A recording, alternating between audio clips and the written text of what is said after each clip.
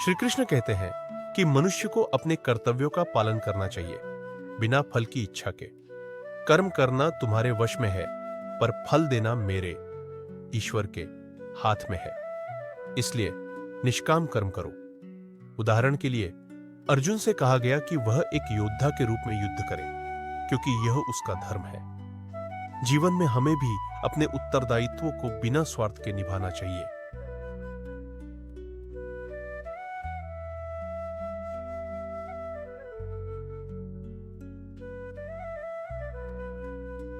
श्री कृष्ण अर्जुन को समझाते हैं कि आत्मा अजर अमर है। यह न कभी जन्म लेती है, न मरती है। देह नश्वर है, लेकिन आत्मा अविनाशी। इसलिए शोक या भय छोड़कर अपने कर्म पर ध्यान दो। यह सिखाता है कि हमें जीवन मृत्यु के चक्र से ऊपर उठकर कार्य करना चाहिए।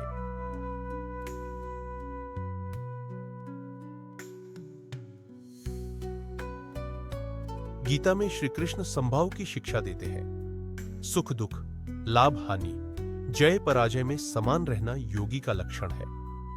मन को वश में करने के लिए ध्यान और योग का अभ्यास जरूरी है। यह हमें सिखाता है कि जीवन की उथल पुथल में भी शांत और संतुलित रहे।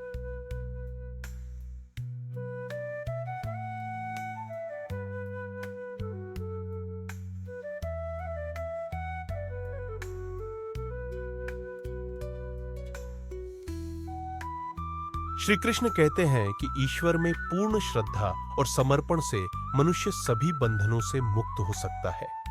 जो कुछ भी करो, उसे ईश्वर को अर्पित करो।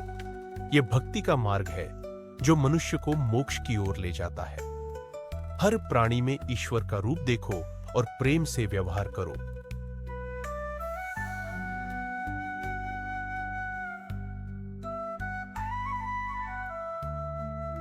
गीता में धर्म के मार्ग पर चलने का उपदेश है।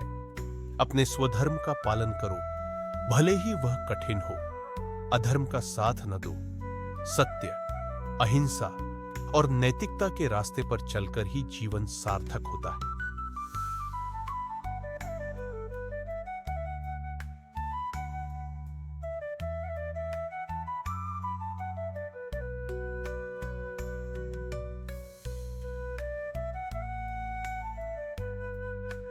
श्री कृष्ण ज्ञान के महत्व को भी बताते हैं।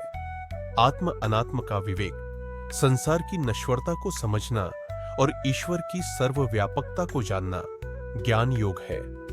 यह हमें माया से मुक्त करता है और सच्चाई की ओर ले जाता है।